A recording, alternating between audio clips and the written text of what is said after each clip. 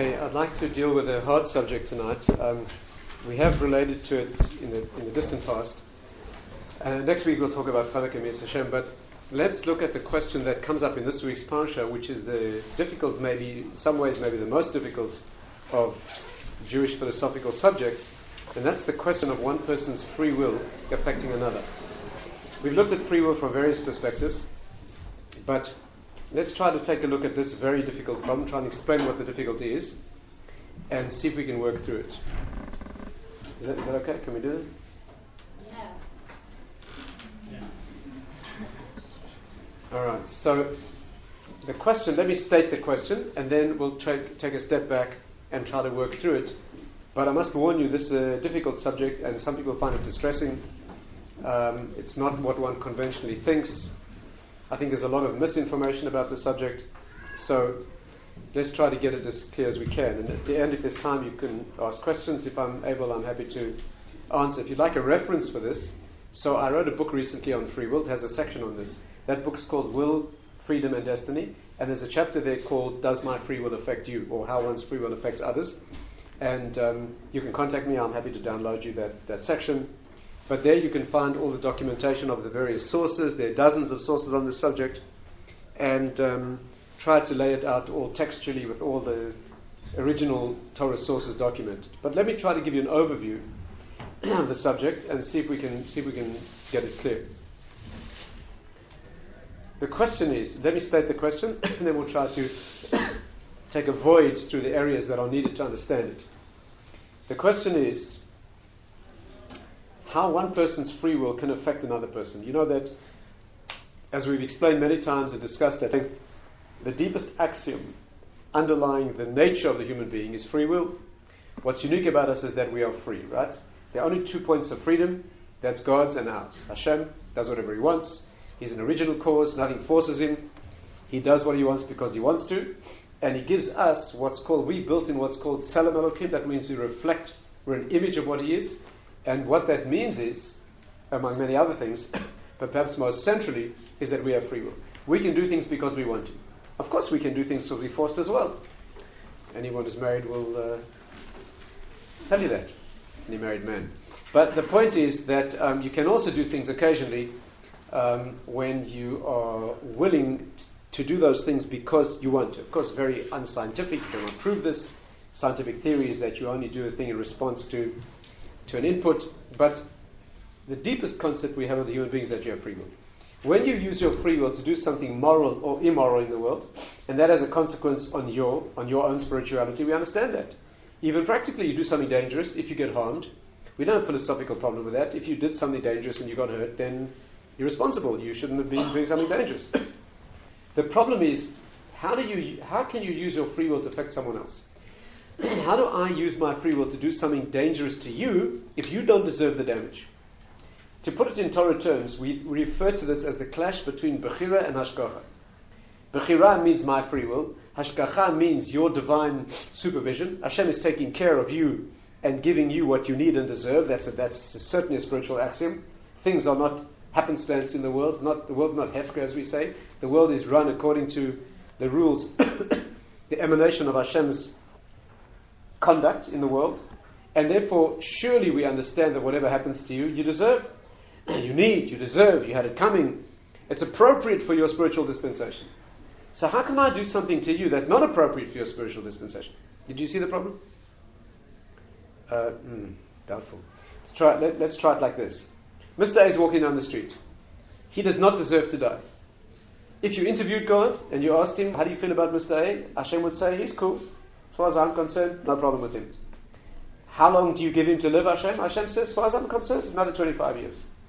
At that point, B turns the corner and tries to kill A. Now we're in trouble.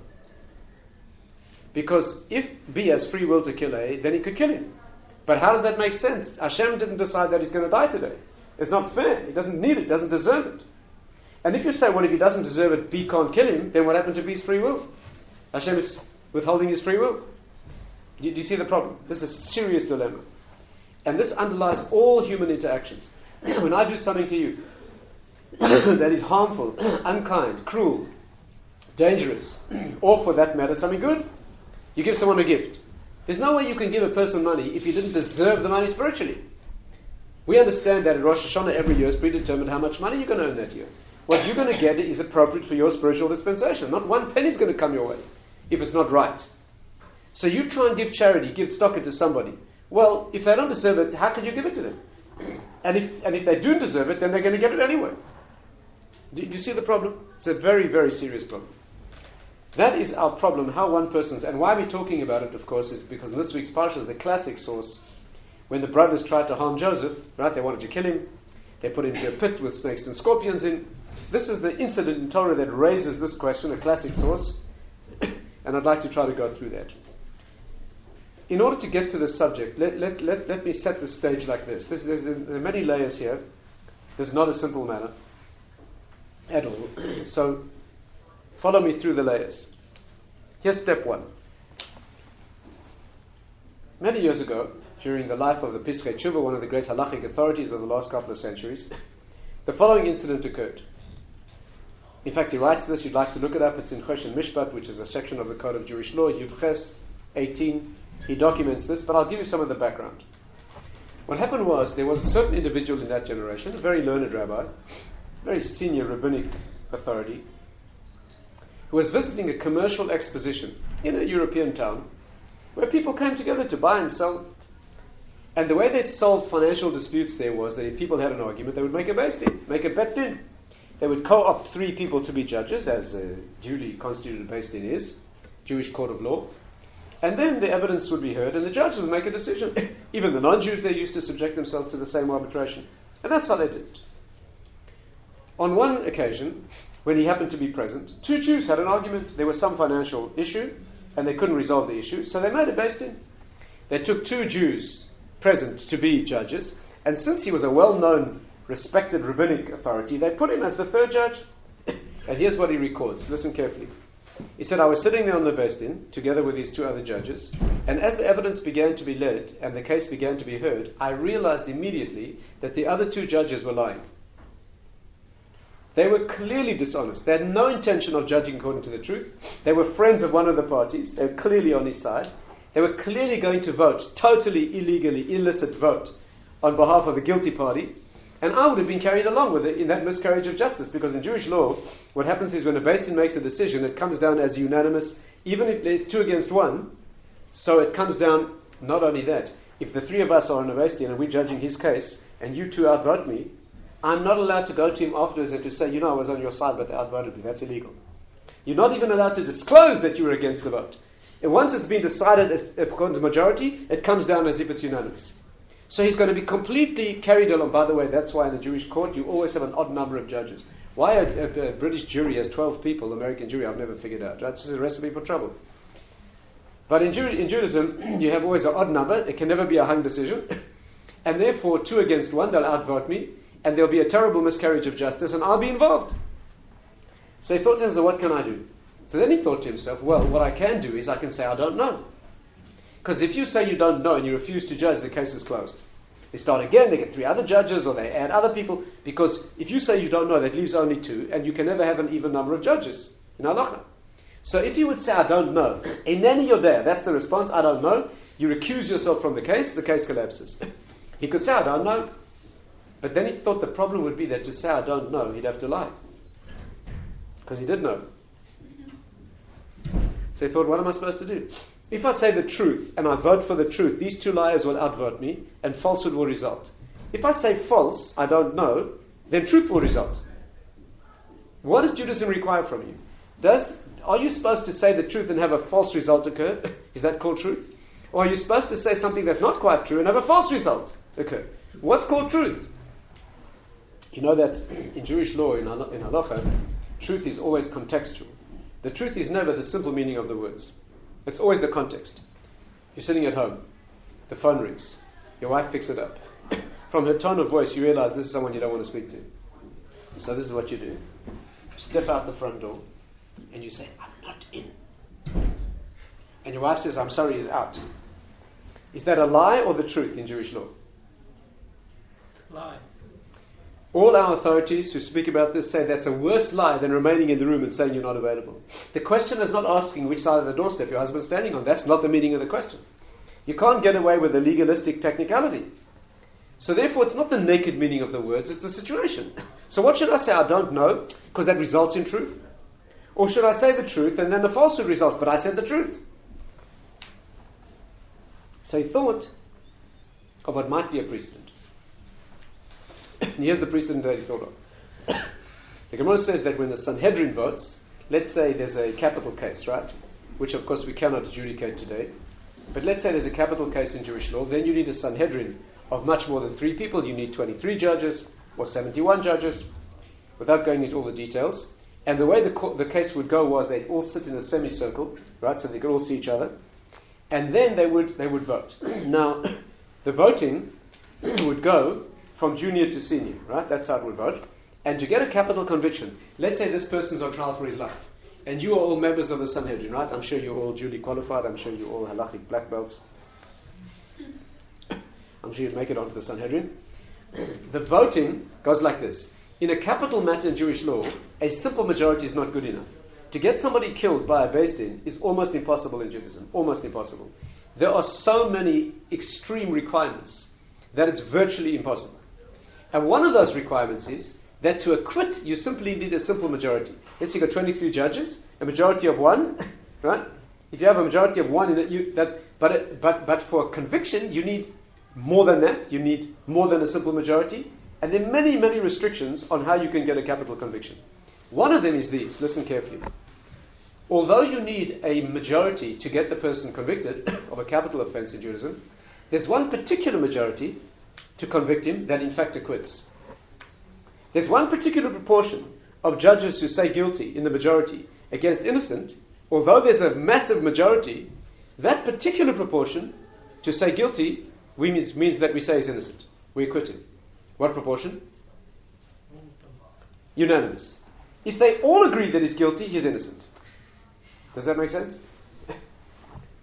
Well, one of the reasons for that, this is not our issue tonight, one of the reasons is that if they all agree that he's guilty, first of all Jews agreeing, there's something wrong with that.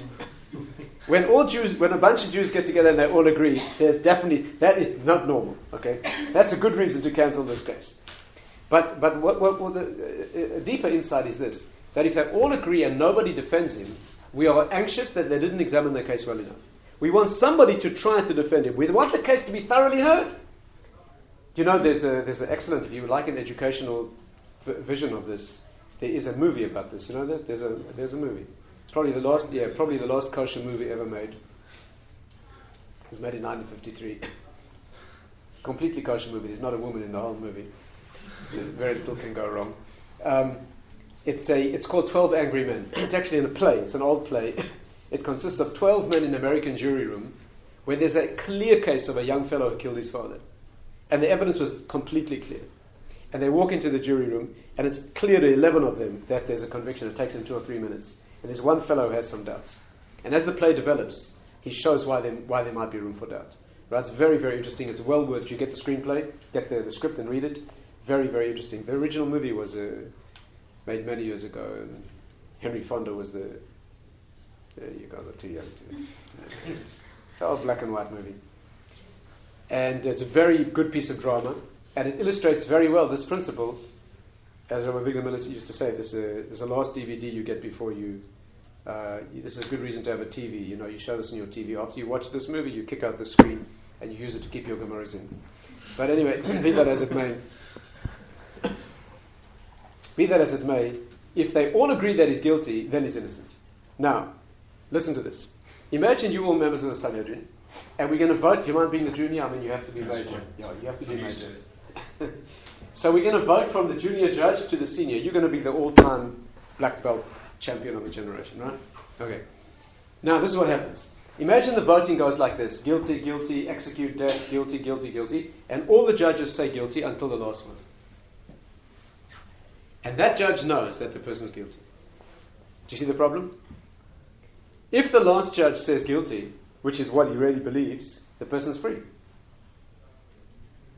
But if the judge says innocent, which is a lie, then he'll be convicted, which is the truth. What should you say if you're the last judge? You're the last judge, you're the senior of the generation, you're sitting there. They've all said guilty, and it's your turn to speak. You know this person's guilty of murder or a capital offense. In Judaism, if he's guilty of murder and he gets off on a technicality like this, he's not freed. You take care of him another way. But other capital offenses, the person's acquitted. Murder is a unique thing. But other capital offenses, the person's freed. So you're sitting there, all the votes are guilty, and it's you to speak. You know that if you say guilty, he'll be freed. And you know that he's guilty. So should you say false to have the truth result? Or should you say true to have a falsehood result? What would you say? Guilty. True. Say he's guilty. So the Rambam writes clearly that he has to say guilty.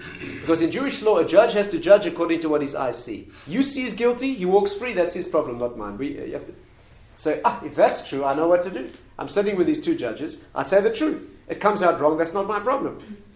Says the Pischei Tshuva, wrong. Your case is not like the case of the Sanhedrin. Your case of three judges, that is not the right precedent. You're making an invalid comparison. And I'd like to try to show you why. But in order to understand why these two do not compare to each other, let's take a little trip through our question, our very, very difficult question, of how one person's free will affects another. Are we together? Yes?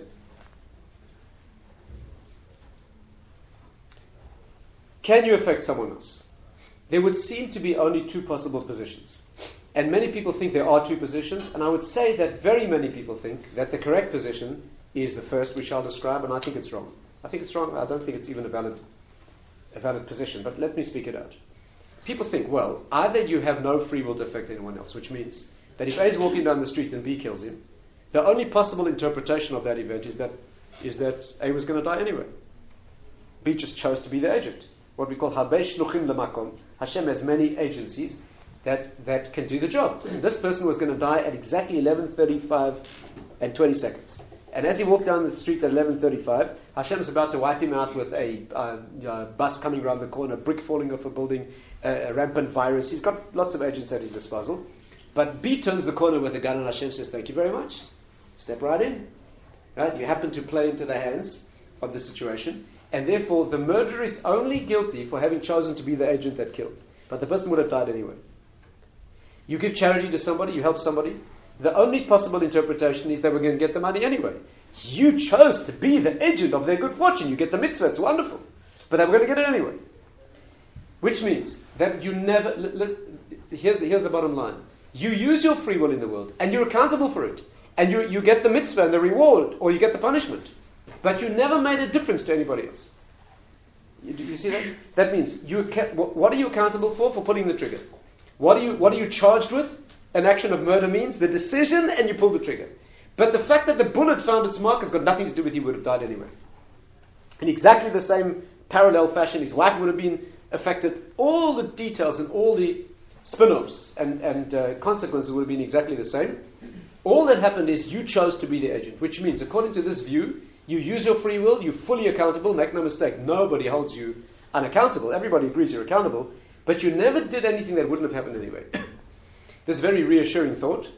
It has certain advantages, this way of approaching things. It means you never get what's not coming to you. Everything that happens to you is totally fair and deserved. But the difficulty with this is, it takes the teeth out of human free will. It means you can never do anything to anybody else that they don't deserve. I was going to say, could it be that in that situation, person A, whose fate is in B's hands, is being punished for maybe doing something where they risk someone else? Yes. For example, indeed. driving dangerously, when someone could have just been... Indeed. So in other words, what you're saying is the victim who died deserved to die at that time. Now, the aggressor, the murderer, happened to do the job. No, they didn't deserve to die. They deserved it to be in someone's hands. Oh, that's a sophisticated approach, and I'll come to that. But that's not the approach I've been speaking out yet. Approach number one is, whatever happens was going to happen anyway. Okay, a terrorist attack, a murder, it was going to happen anyway. And a good thing also was going to happen anyway. Only this person chose to take responsibility for making it happen. So they take accountability, but they never produced the result in the world that wasn't going to happen. Right? Why is that such a big deal? Then you're still accountable for the free will. But it means you never affect anything in the world. But why does that matter? Well, I'll tell you a few reasons. First of all, that's not the way you naturally react to the world. When you go out of here this evening, you get into your car, and some careless idiot backs right into you, makes a big dent in your car, and you get out and you say, "Look what you've done, you're yelling." Well, you wouldn't yell and scream, you're English, you'd say, "Good evening." But try the Israelis. And you say to the person, look what you've done to my car. And they say, you're a religious Jew, aren't you? You say yes. They say, well, you must believe you had it coming. It's going to happen anyway, right? We don't see the world that way.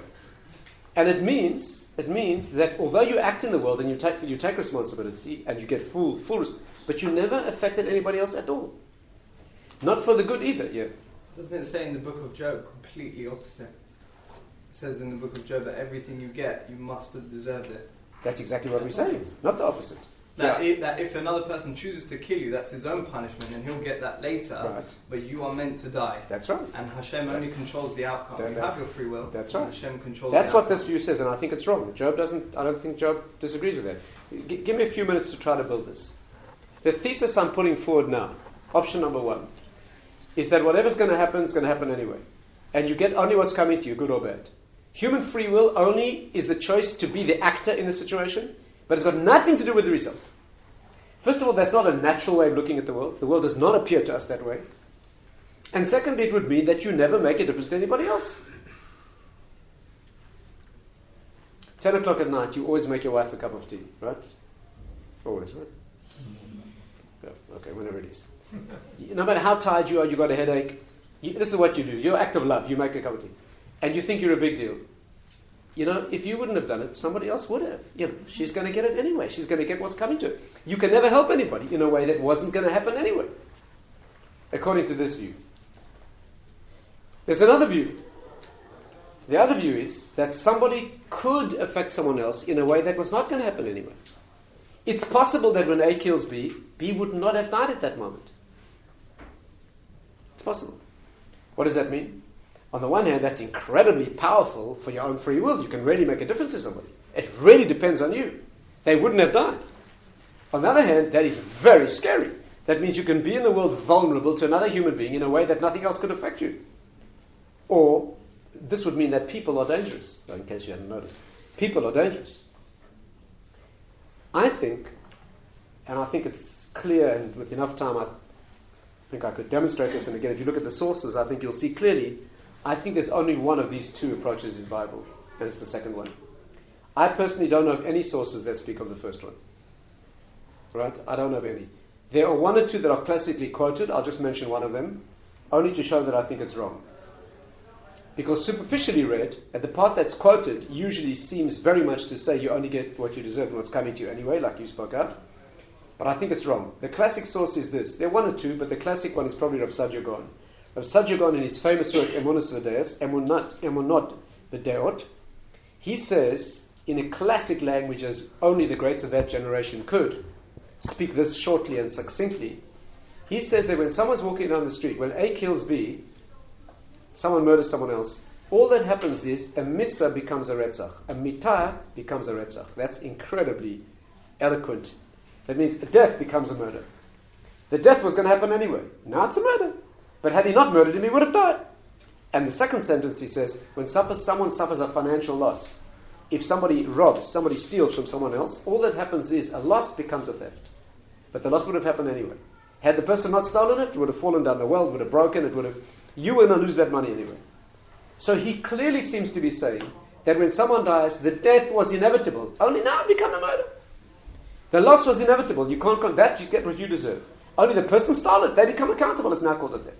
The problem is, if you back up 2 lines in that paragraph, he very clearly says exactly the opposite. This is what he says. He says when somebody's walking down the street and there's a din of missa on them, there's a gzera min hashamayim, there's a decree of death on him. In that case, when someone kills him, all that happens is the death is now called a murder. And when someone has a decree in heaven that they'll lose a certain amount of money and someone steals it, in that case, all that happens is the loss becomes a theft. But he says nothing about a situation where there's no decree. And that's the case we're interested in. I'm interested in Mr. A walking down the street where there's no divine decree of death. If there's a divine decree of death, of course he's going to die. No one argues about that. But could you kill someone who does not have a decree hanging over him? That's the question.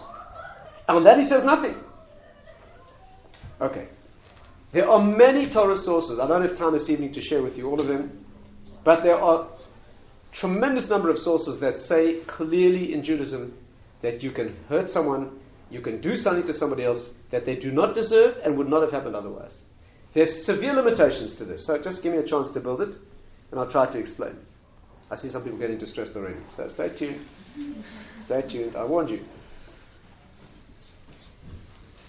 According to this way of thinking, Mr. A is walking down the street, B kills him. There are two possibilities. Either he had a decree and he was going to die anyway. Certainly, that's possible. But it is possible that Hashem would not have killed him. And Hashem allows somebody to kill him because human free will is so important. Hashem is going to say, I created the world for this. You want to kill him? I don't think he deserves to die. But I'm not going to interfere with your free will. Now, let me give you some proofs. But listen objectively to the proofs. I'll give you a brief proof which is elegant, succinct. I heard this from Rabbi Yaakov Weinberg from Baltimore. But you'll find it written in various sources. You know, when we do Tachanun, we say, Vayomer David el Gad, David said to God, Nipla na beyad Hashem. Let us fall into Hashem's hand. Ki rabim rachamav, because His mercy is very great. Ubayad Adam al epola. Let me not fall into human hand. That's very interesting. King David is facing two options. There was a certain time in his life when Hashem said to him, you have sinned and you need to be punished. You need to suffer, you and the Jewish people. But I'm going to give you two options. Do you want to suffer by disease? Do you want an outbreak of disease? Or do you want enemy attack? Which would you like? So David Hashem, Nipnana b'yad Hashem, I want the disease, because that's you. V'yad Adam, let me not fall into human hand, because they're not to be trusted. You, I know, will deal with me kindly. Human beings could be very cruel. So he chose to be dealt with directly by Hashem. That's very telling. Again, if you take the first view, you're only getting what's coming to you. Flip a coin, what difference does it make? What difference does it make? Wild animals, disease, human, Philistine soldier, every sword has your name on. Every bullet has your name on. What's the difference? Flip a coin. David said, Hashem, I'd rather deal with you. Ki rabim rachamav, you can be trusted to be merciful. Humans could be more cruel, which means, obviously, it makes a difference. Again, if you're only going to get what's coming to you, who cares which way it comes? Flip a coin. Is this clear? Just 1 second. When David says, Hashem, I do not want to deal with humans. Humans have free will. They can be more cruel. They can hurt me more than I deserve. But from you, I'll never get more than I deserve. So deal with me directly. This is a very strong indication that it makes a difference whether it's a human acting against you or non-human. Did you see that? Let me share with you the classic source. This week's Parsha, we have the classic source. The Zohar speaks this out in exquisite detail. It's a whole page in the Zohar. But the most famous source is the Ohr Somayach. He speaks it out, if anything, more explicitly. And let me tell you what he says. This you have to get clear. This is the classic source. If you haven't studied this, you haven't studied the subject. The great Ohr Somayach, great Torah commentary, says this. When the brothers decided to kill Joseph, what happened? They saw Joseph approaching, and they said, behold, this dreamer of dreams approaches. Let's kill him. V'nireh ma yeh michalomotav. Let's see what happens of his dreams. Joseph dreamed that in the future the family would bow down to him. They felt, the brothers, that was a completely illicit and false dream. He was trying to take power, which was a life and death matter, without going into all the details, and therefore deserved to be killed. How brothers could make a bet in on a brother, there's many questions here, but that's what they decided. So as he approached, they said, let's kill him and see what becomes of his dreams. The meaning of that, says the Ohr Somayach, is that Joseph was 17 years old, and he dreamed, here's Joseph's life. He's born, 17 years old, he dreams that somewhere in the future the family will bow down to him. They said, look, let's kill him. And then we'll immediately see that his dreams are false. Because if he dies now, we know now that the dreams are false. We don't have to wait. Again, he dreamed that somewhere in the future we'll bow down to him. If we kill him, can we be sure that we're right? Yes. Because the moment he dies, there are no dreams that can be fulfilled in the future where we bow down to him, because he's dead. Therefore, justice will be done, and it will be seen to be done. So not only will we kill him and justice will take place, but it will be apparent now that he deserved it. Clean conscience. No. At that moment, the oldest brother, Reuben, said, gentlemen, you're making a serious mistake. I'm telling you that you could kill him even if he does not deserve to die. Sure, he has to be vulnerable. We'll talk about that. But it's possible that he is not guilty of the crime that you think. It's possible that his dreams were true. And you will kill him because Hashem will let you use your free will to kill somebody, even if Hashem did not have a decree on that person to die. Because human free will is so important, He will let it happen. You will conclude that you were right, and you'll be wrong. So the brothers said, what should we do? So Reuben said, don't touch him. Throw him into this pit. Now the pit contains snakes and scorpions. So the question obviously is, don't kill him, throw him into this pit of snakes and scorpions. What are you doing? The Maharal says it was not full of snakes and scorpions, but it had enough in it to be very dangerous. Meaning that You throw a person into a dangerous situation where the danger is not human. That's not human hand.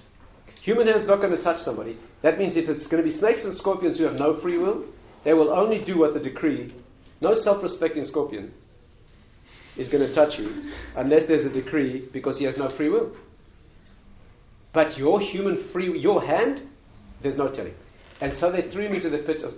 The language in Ohr Somayach is exquisitely beautiful. He says, Vayatzilehu, the Torah says, Vayatzilehu miyadam. He saved him from their hand. He saved him from their hand. Says the Ohr Somayach, he did not save him from his fate. He saved him miyad ha-bechiri, from the hand of human free will. He was not interested in saving Joseph from what was coming to him. He was interested in saving him from human free will. Because a human hand with free will could kill a person even if he does not deserve to die. And that's why they chose to make him subject, vulnerable. The Medrash says that when they saw him coming, they set their dogs on him. Because dogs have no free will. They figured that if the dogs kill him, it must be deserved. Yeah. What about the case, you mentioned Dr. Isn't there a case where someone curses them? Yes. Someone curses Yes. them, and he says to them, I'll get to "Don't that. kill him." I'll get to that, yes. Because Hashem told him to curse. That's one of the difficult sources in this discussion. If I don't get to it tonight, read my book. And you'll see a discussion of that. There's a very amazing incident in David's life. But, by the way, that incident is almost impossible to understand no matter what approach you take. God told him to curse. God tells people to do sins. What does that mean? However you cut it, that's a very, very difficult incident. But be that as it may, this classic Zohar is the classic source. The Zohar says it, or Chaim says it. They put him into a situation of serious danger that was not danger at human hand. There's a big discussion in Halacha. If you put a person in a situation of danger, is that considered your action or not? Let's say you hold someone's head underwater and you say, I didn't kill him, it was just the lack of oxygen. That's called murder in Judaism. So it has to be something that's not directly your force. But you put someone in a situation where there's danger, not inevitable death, but danger, that is once removed, and therefore you couldn't be tried. In spiritual terms, you would be guilty, but you couldn't be tried in a human court for that. So the classic source is this source. It's very difficult to argue with. All our authorities say the same thing. The Alshich says this, the Malbim, the Netziv, the Ohr Chaim here, they all say exactly the same thing. That the reason they did this was because they were anxious that if they used their hand against him, that would not prove that he was guilty. But if a scorpion killed him, that could only happen if he deserved it. There are many other sources that say this. Let me share with you one or two. I mean, there's so many sources that, on this side, and as I said, I'm not really aware of even one source that speaks the opposite. Once you start to see this, you see it everywhere. One obvious one that comes to the mind is this. The Jewish people in Egypt were tortured by the Egyptians. Right? Tortured by the Egyptians. And one of the questions that the Rambam raises is, why were the Egyptians punished for doing what was predicted to the Jewish people? Here you're not just talking about what was destined and decreed. This was openly predicted. That's a whole new level of problem. God said to Abraham, Hashem says to Avram, they're going to be strangers in a strange land. They're going to suffer for 400 years. They'll be enslaved. The Egyptians do exactly that. And Hashem punishes them. Do me a favor. The Egyptians should get reward. Hashem, we fulfilled your decree. You announced that the Jewish people are going to suffer. You're going to be enslaved. We enslaved them. Reward us. How can you punish the Egyptians for doing what was inevitable, completely inevitable, announced prophetically? You see the problem. There are many answers to this question.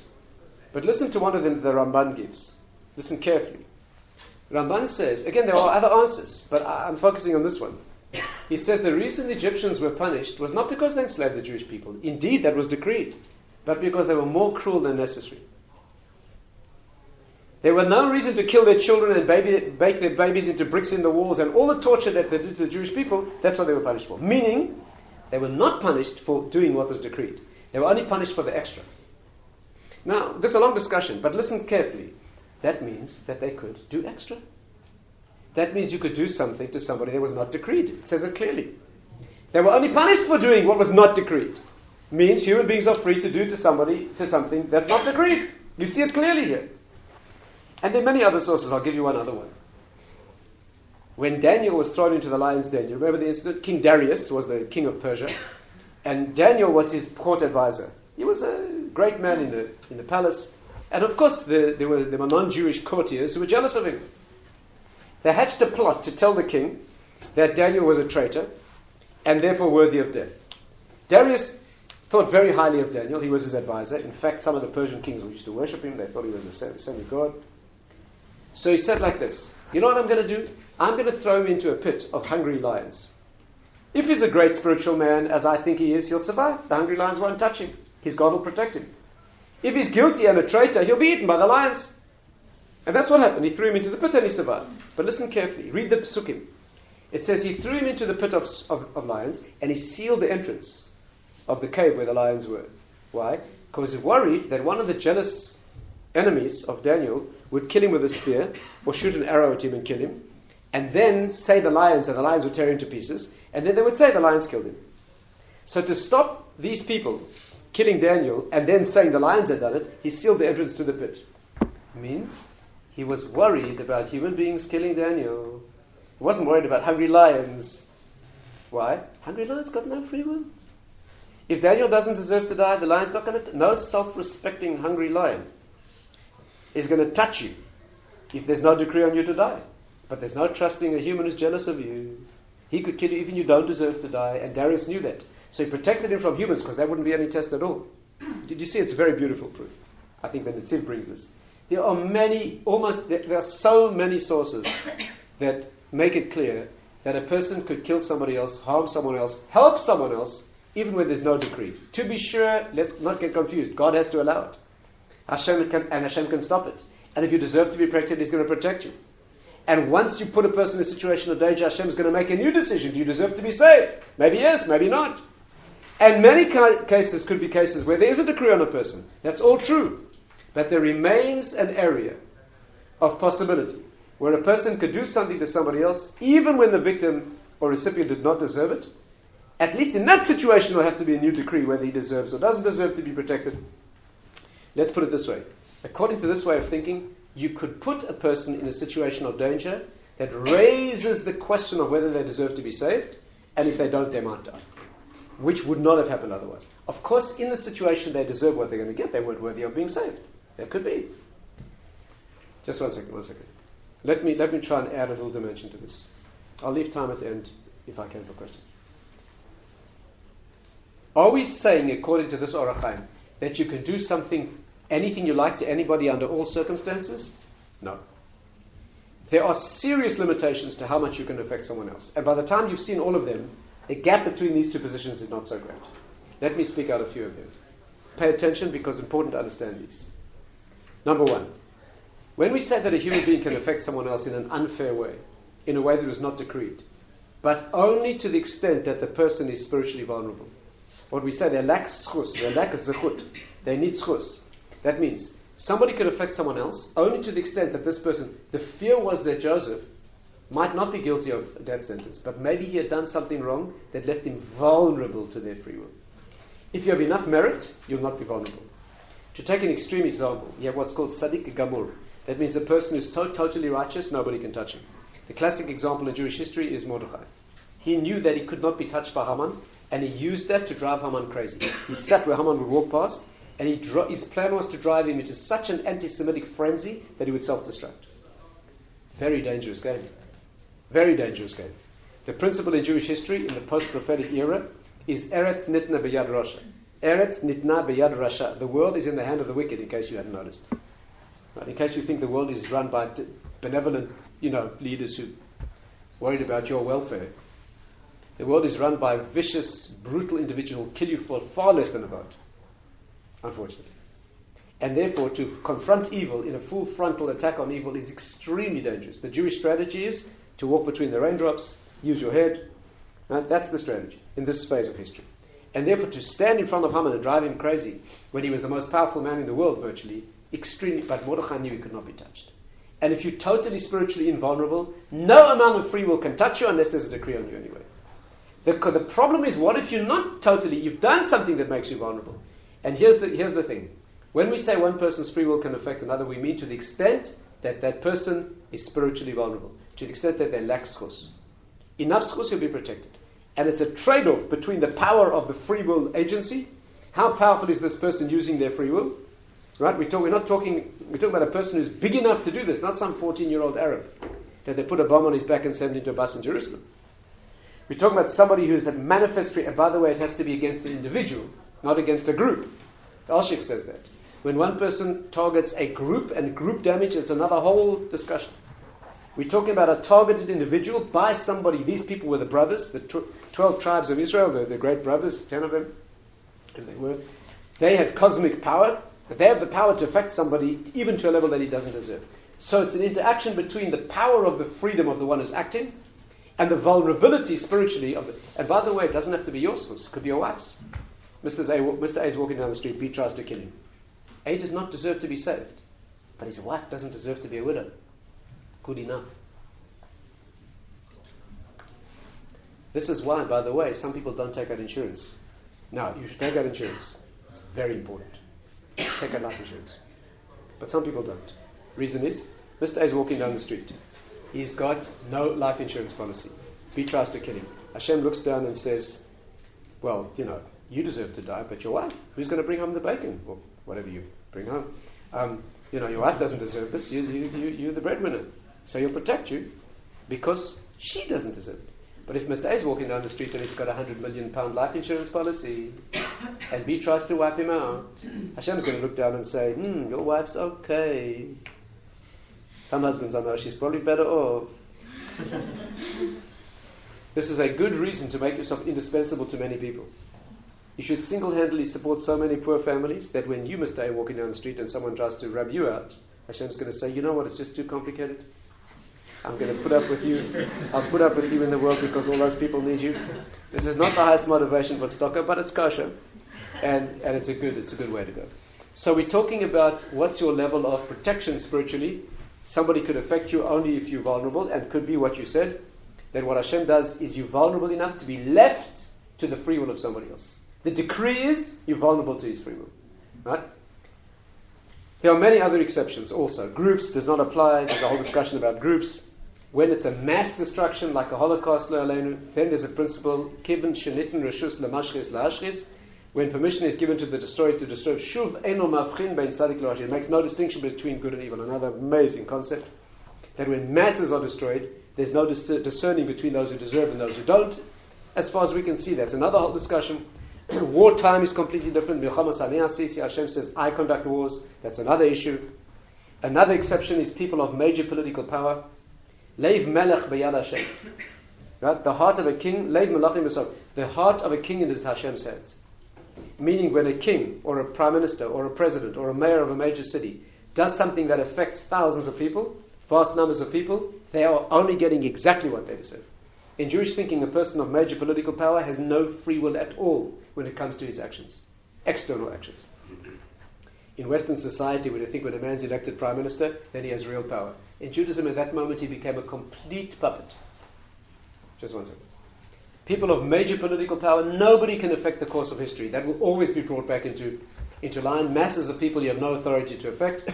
And therefore, Leiv Melech B'yad Hashem. The heart of a king is Hashem's hand.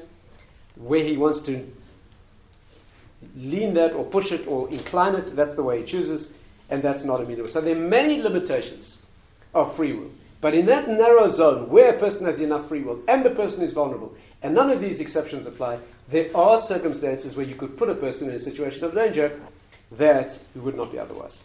Before you ask questions, let me try and close the circle, come back to our original starting point. Are we clear? There are two possible positions. One is you never touch anyone else, whatever you do was decreed already. I think that's wrong.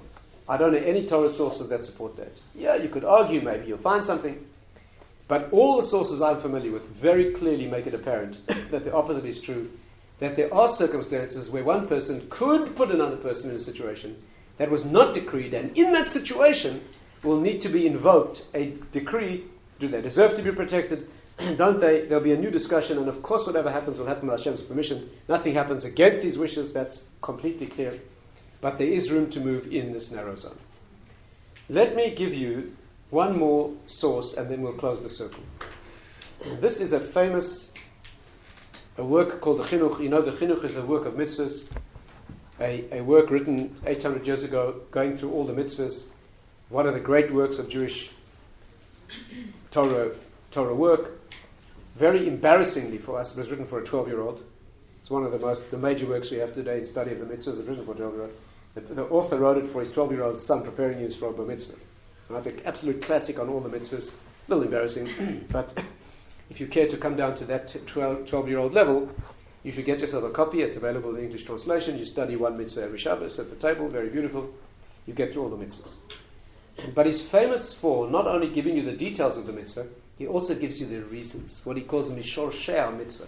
Why would Hashem want this? Why would God want you to send away a mother bird? Why would he want you to give charity? Why would he want you to eat matzah? What's behind the mitzvahs, as far as human beings can say? And there are two places when he touches on our subject and appears to contradict himself. And that's impossible.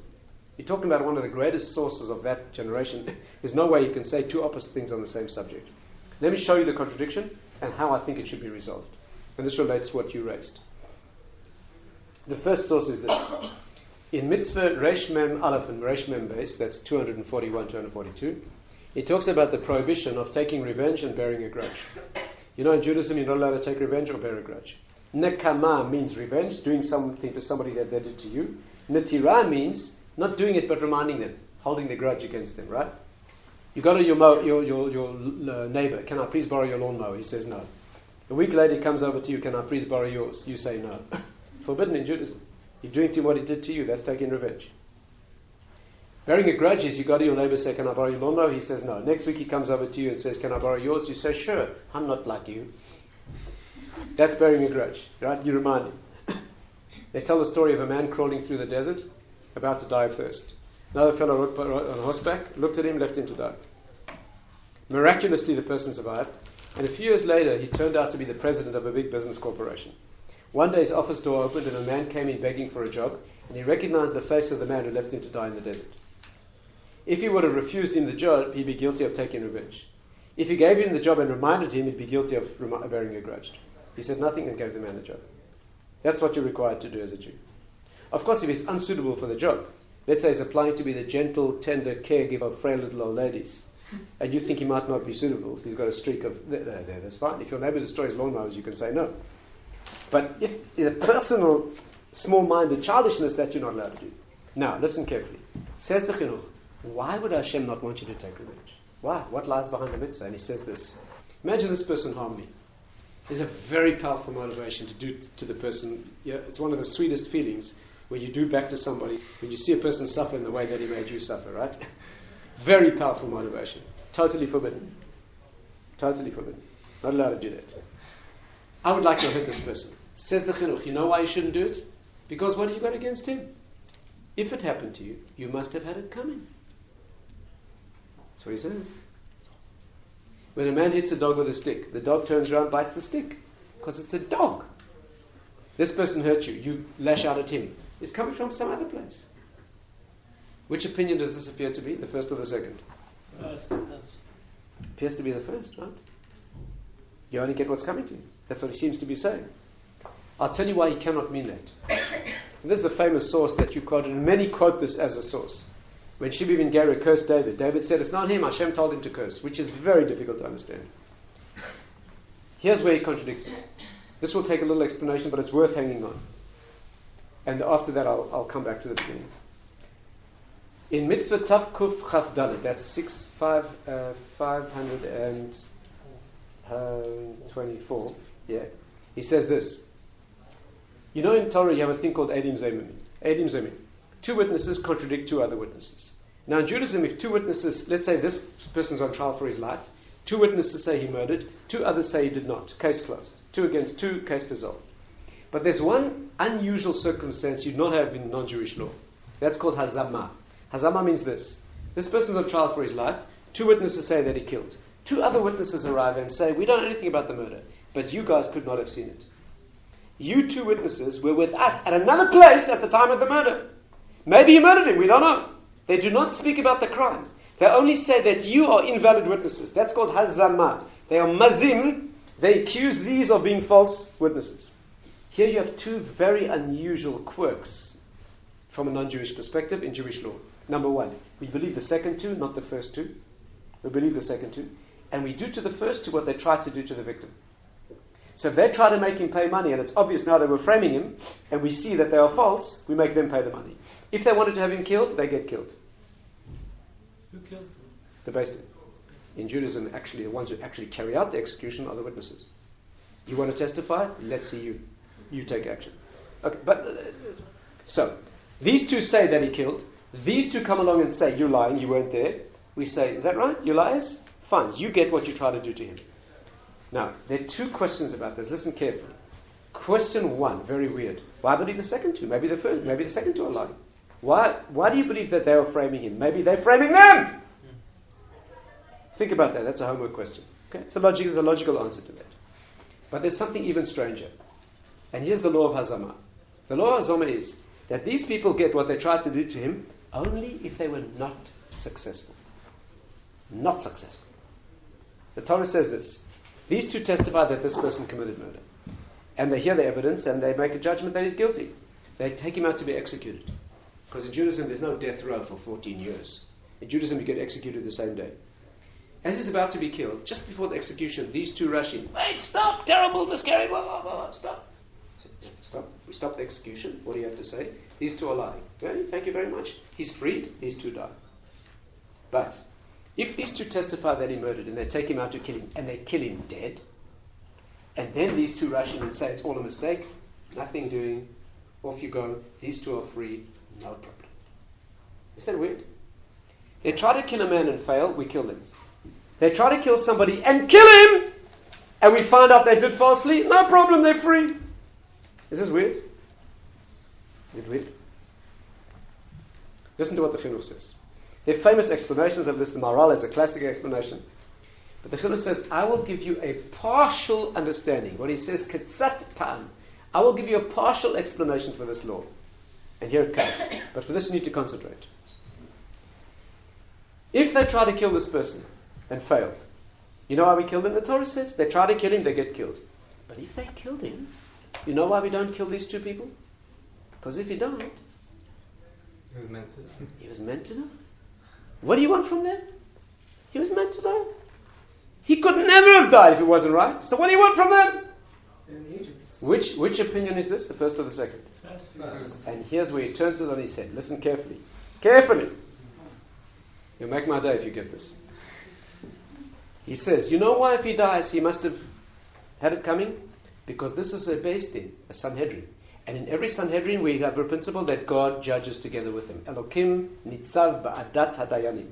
Elokim nitzav ba'adas kel. God sits together with a Beis Din. Some commentary says it's the only reason that humans can administer justice, because God says, you go through the motions, I'll be there to guarantee it. Meaning, when that guy's taken out to be killed, the reason we know that he had it coming, the reason we know this is correct, is because of the Sanhedrin. A Beis Din or Sanhedrin has Hashem's presence. And therefore, it's clear that he needed to be killed. Now, one more step. That's because it's a Sanhedrin. But what if it was just an individual acting in the street? There all bets are off. The Torah only guarantees you that Hashem assures the outcome because there's a special verse in the Torah saying that I'm there to assure it in a Beis Din. Which means that if you act unilaterally in the street, there's no guarantees. Meaning you could kill somebody that doesn't deserve to be killed. He makes the whole thing absolutely clear. The only reason we know justice was done and there was a decree is because Hashem sits with the Beis Din. Do you see this? This is what's called a diuk in Jewish law. Diuk means an inference. If we can rely on the fact that there was a decree and he had it coming in a Beis Din, we know that if it was not a Beis Din, it could be wrong. Because if you always get what was coming to you, he wouldn't need to quote the verse that says, this is right because Hashem sits with the Beis Din. All he'd have to say is, whatever happens is always right. It's always decreed. So you see clearly it's not always decreed. Is this clear? Now we have the original problem. So why should you not take revenge against this person? And here's the answer. Because when this person harms you, if you're spiritually mature, you look at your own lack of merit. That's what happens. You say, I must have deserved this. Had I been a better person, I would have been protected. He might have put me in a situation of danger that I didn't deserve to be in. But I had been better, Hashem would have protected me. I must have deserved it in that situation. An immature person lashes out at the person who harmed them instead of realizing that I shouldn't have been vulnerable. Again, you have to resolve these two sources. And the second one is very clear. Okay, let's come back to where we began. I'll stop for questions. He's sitting, you remember the original problem? 3 judges, 2 are lying. So he thought you could have a precedent in the Sanhedrin. What's a Sanhedrin? All the judges are judging. When the last judge comes to speak, what must the last judge say? The truth. Falsehood results, no problem, Hashem is there. But if you're sitting with 2 liars, this ain't no Beis Din. 2 jokers lying, Hashem does not sit with every liar. So the Pischei Tshuva writes clearly, if you're a member of a Beis Din or a Sanhedrin, where they're honest people, even if you disagree violently with them, try to convince them. If you fail, vote. You outvoted, it's no problem. It's what Hashem wants. But if you're sitting on a Beis Din with two liars, there's no Beis Din. Say, I don't know. Okay. Any questions? Yeah. Two questions. First of all, one, the case you just said about Azama, I don't understand. Why don't we punish the Eitim Zoma? Because they were still lying. That's question one. Sorry, in the case where he died or didn't die? In the case where he does not die, that's where you get punished. The Torah says because they tried to get a person killed, in such circumstances you kill him. That he doesn't explain. Again, they get killed for trying to kill somebody even though he never died, because the mitzvah is to kill him for what they tried to do. I'm saying in the case where he does die, why yes. don't we kill the false witnesses? Because he's meant to die. But they still chose to be. They never caused anything that didn't happen. They wouldn't have happened anyway. But surely that means. And by the way, the evidence was false, right? Yeah. False. Right. So they're just liars. That's all. They didn't cause him to be killed. They didn't cause him to be killed because he was decreed to die anyway. That's what he says. If they're just liars, yes. in the case when he doesn't die, yes. and we punish them with that, yes. why should it matter whether or not he dies? Because the Torah says clearly that if they try to kill him, they get killed. But if he died, there's no reason to kill him. He's on that side. He's coming to explain. Because did they do a murderous act? No, they only spoke.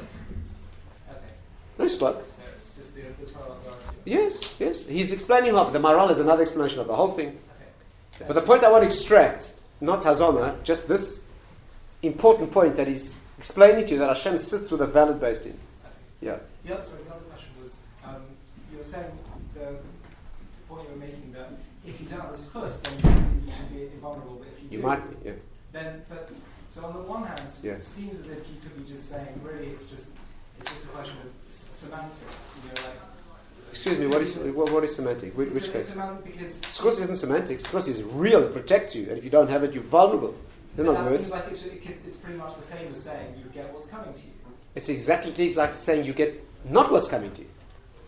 Oh, you mean once he's put you in the situation of danger, you get what's coming to you? Totally, absolutely. Let's get this clear. Right. This thesis of the Ohr Somayach is they could put Joseph in a situation of danger. What happens there is up to his source. Up to him. Totally fair judgment according to what he needs and deserves. But they didn't need to put him in the situation in the first place. And Hashem would not necessarily have put him in a situation of danger at that time. That's what you could do to somebody else. You have free will to put a person in a situation. What happens in the situation will invoke a decree. That's totally appropriate in the situation. But you caused the situation. And does the fact that you have the free will to put them in that situation, does that to an extent take away from this concept of the Gamzu Torah, that everything's for the best? If we have this free will to place people in certain situations, it's out of Hashem's hands. Yes, Hashem wants you to have the free will to be able to do this to other people. You have real free will in the world. In the end, it will be shown to work out for the good. By the way, the fact that everything is for the good, we are not perceiving in this world at all. That's why when Chas v'Shalom something very bad happens, we make one bracha. When something good happens, we make a different bracha. The Gemara says in the next world, you make the same bracha for both. But we don't see that from here. Yes? Why do we believe those witnesses and not those two? That's for homework. Do you mind? This will take us off the track of tonight's subject. But it's a logical answer to that. The logical answer. So think about that. If you ask me afterwards, I'll tell you. Yeah. If one person has free will to use some to another person that doesn't deserve something, To put him in a situation that he doesn't deserve, that he wouldn't have been in otherwise. So then, what are the victims? What about the victim? Yes. The victim will get what's coming to him in that situation. But he might not have been in that situation if it had not been for some malicious person putting him in danger. You know, there's a principle, once you're in danger, your books get opened. The Gemara says a person who's ill, a woman in childbirth, a person putting himself in danger, the books get opened. Do you deserve to be saved in this situation? Should I do a miracle to save you?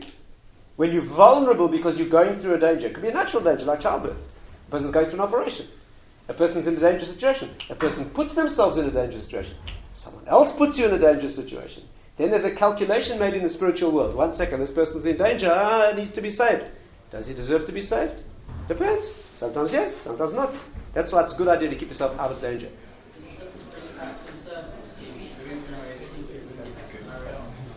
If you mean this, in the situation, aren't you getting what you deserve anyway? Is that your question? You're getting what you deserve in the situation. But who said you needed to be in the situation in the first place? No, to see it easily, I put it like this. The Gemara says you shouldn't walk into a place where there's a wall that's leaning that might fall. Don't walk under that wall. Why? Because if you stand under a wall that's about to fall, your books get opened in the spiritual world and they're examined. Do you deserve to be saved in this situation? So why put yourself in that situation? If you're out of it, the books aren't going to be opened. You're going to invoke a situation of danger by walking into it. What we're saying tonight is, somebody else can invoke a situation by walking you into it. What happens then is depending what's written in the books. Do you deserve? Don't you deserve? Maybe you're protected. Maybe your wife deserves to have you come home that night. Yeah. So, from what I understood, the more righteous you are, the more unlikely you are to be put in the book of death or whatever. Yeah, but you can't always judge the righteousness of somebody from your this, vision. This is my question though. So the rabbis that were in that shul, and they were just in the middle of praying, and they were actually the most righteous you can get. Why did they deserve to be killed? Maybe that was their time to die anyway. Again, don't misunderstand All this. three of them at once in that way. Of course. The Gemara, why is that strange? The Gemara says like this. Imagine a ship is sinking. I'll give you an example. Imagine a ship is sinking. And the people on it are all going to die at the same time. Listen carefully to this. There are two possibilities.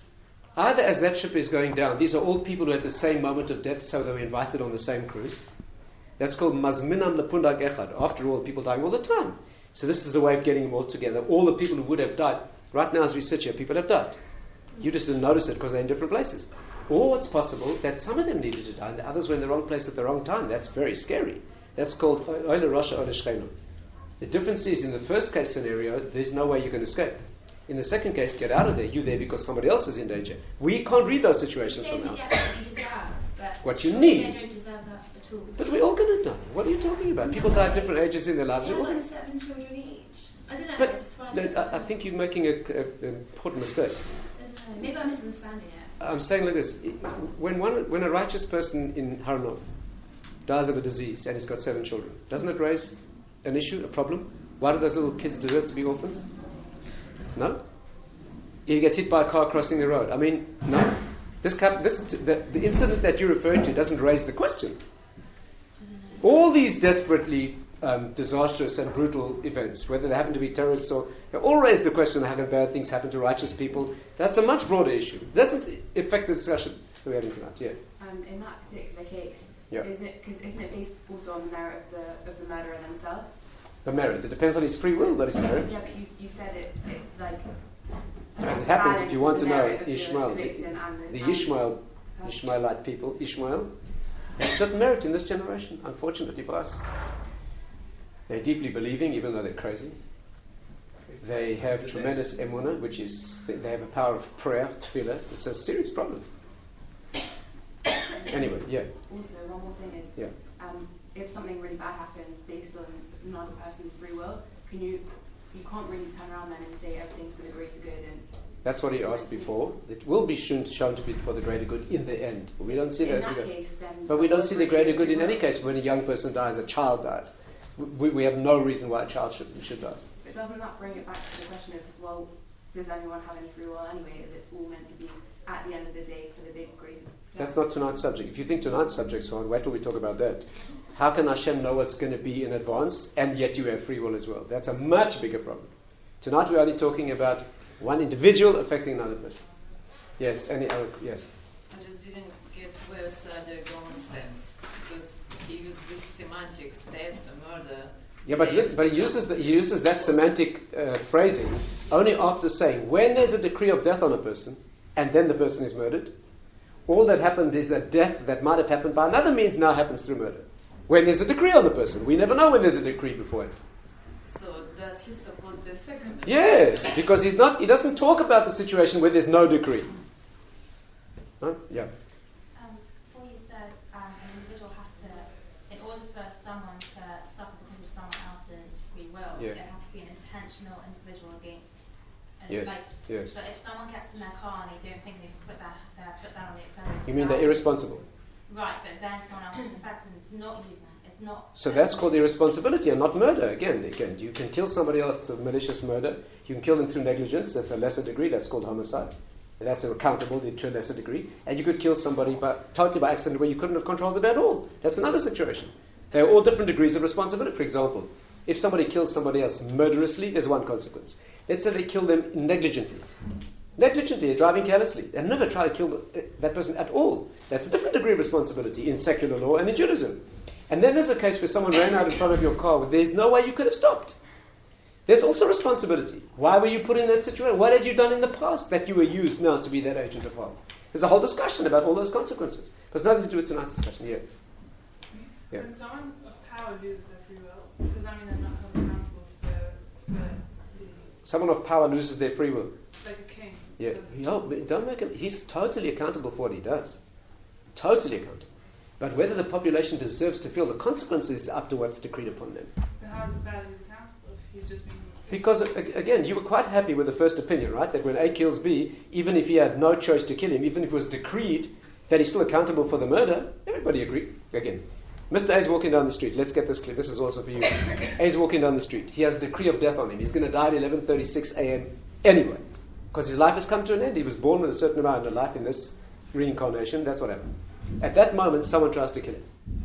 So all he's guilty for is pulling the trigger. He was going to die anyway. Makes no difference in a human court. The person's fully accountable. Listen, according to all opinions we discussed this evening, you are totally accountable for your legal actions and your moral actions.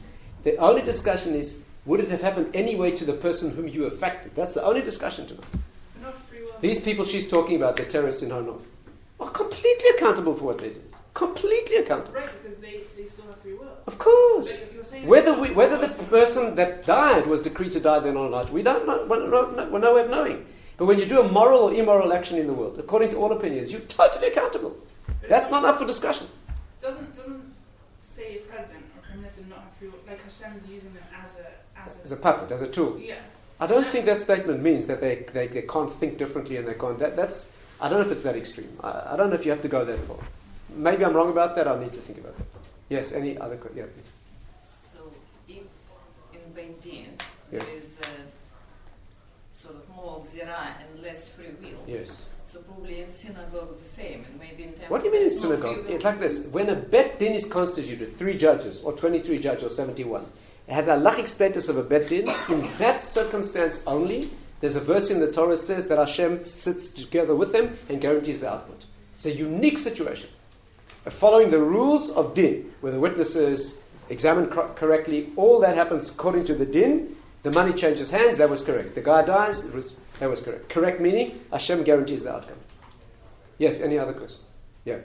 You said earlier that the Egyptians were more cruel than they needed to be. That's one answer, yeah. Wondering why God allowed them to be so violent. Because you have free will, and Hashem doesn't interfere with your free will. That's exactly the point. Exactly, excuse me. When someone's cruel to someone else, right? Do you ever see somebody being unkind to someone else? Why did God allow that? Excuse me, why did God allow that?